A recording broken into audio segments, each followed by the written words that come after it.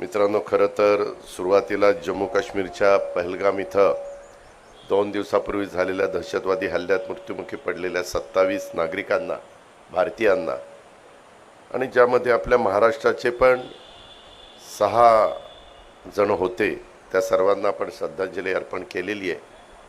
परंतु ही जी काही घटना घडली ती आजही संपूर्ण भारत यामध्ये अक्षरशः असा ह्याचा बदला घेतला पाहिजे, ह्यांना त्यांची जागा दाखवली पाहिजे. देशाचे पंतप्रधान नरेंद्र मोदी साहेबांनी यामध्ये काही महत्त्वाचे निर्णय घेतले, त्याच्यामध्ये पण पाण्याच्या संदर्भातले असतील, इतर गोष्टी असतील आणि त्यांच्याशी सगळे संबंध तोडून टाकले.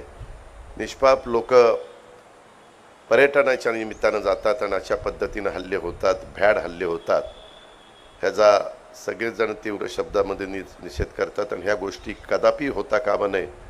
म्हणून ज्याच्या डोक्यातनं ही गोष्ट पुढं आलेली आहे त्या सगळ्यांना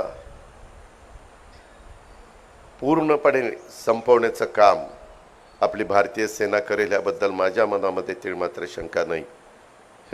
ही गोष्ट सुरुवातीलाच आपल्या सगळ्यांच्या समोर नमूद करतो.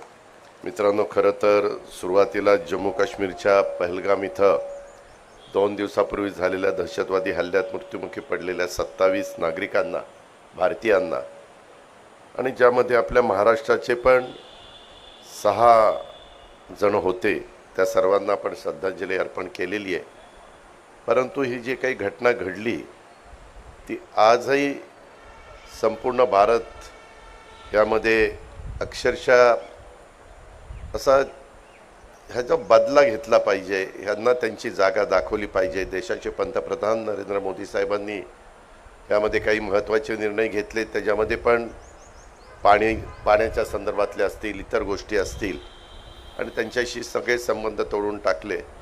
निष्पाप लोक पर्यटनाच्या निमित्तानं जातात आणि अशा पद्धतीनं हल्ले होतात, भ्याड हल्ले होतात.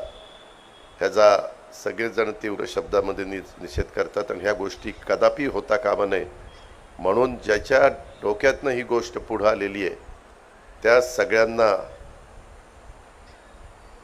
पूर्णपणे संपवण्याचं काम आपली भारतीय सेना करेल याबद्दल माझ्या मनामध्ये तीळमात्र शंका नाही.